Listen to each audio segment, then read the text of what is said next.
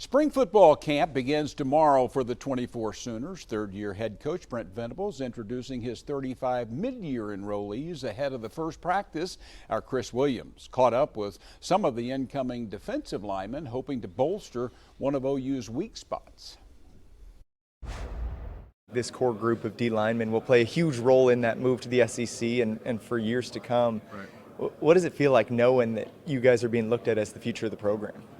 We really don't look at it that way. We're just here working hard every day, trying to grind and adjust to this college football as best as we can. It's really cool to see what the potential is for our class.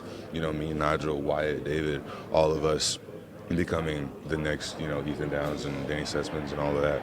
So it's cool seeing how we can progress. Is Schmitty as intense as they say? He's the most intense, man. It's just, sheesh, man. Them workouts are no joke. I can definitely feel that energy that he gives me. And anytime he tells me to do something, man, it's full steam ahead through the wall. He could tell me right now, give me 10 up downs, I do it just because it's coming from him, He's very, very intense. He's holding everybody accountable. If you're late, if you miss something, you're held to that same standard. John, with losing a stud to Missouri's NIL offer, offensive lineman, the update was good with OU adding a good player back to the roster. Now, seventh year, Justin Harrington, John, won his appeal. He's recovering from injury. He will be a go at starting Cheetah. Super athletic with lofty potential, a great addition.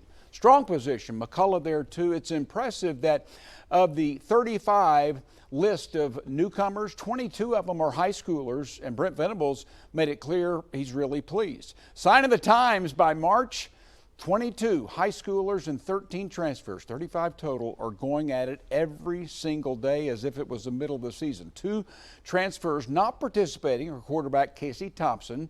And if you listen to me at all, you know how solid a leader that I've talked about him being in person, an athlete. Saw him Saturday, and his knee is coming around. He'll be the most prepared backup you could find for Oklahoma. Receiver Andrell Anthony also missing spring.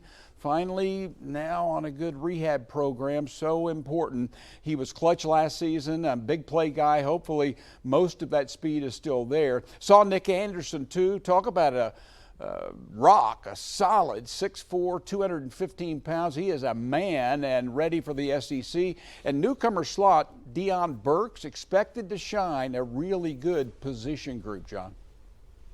Well, the Cowboys don't start spring ball until after spring break, and that would be first day Tuesday the 26th. Construction at Boone Pickens Stadium in the South Stands continues.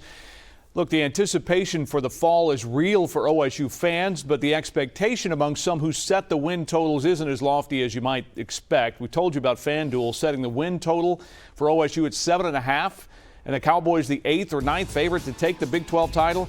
Look, there's so much experience returning from last season's team that lost to Texas in the title game. Ollie Gordon, Alan Bowman, the entire starting offensive line, and of course a talented receiving corps, Brennan Presley, Rashad Owens, and Deshaun Stribling back after missing most of the year with an injury. Is it the defense that the odds makers aren't high on? Well, spring should see OSU continue to refine and tweak the 3-3-5 in Brian Nardo's second season as coordinator.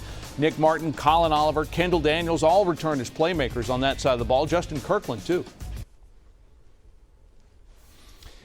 Well, up next, it is conference tournament time. We'll break down the brackets for the Sooners and Cowboys and the Golden Hurricane. Talking basketball after this.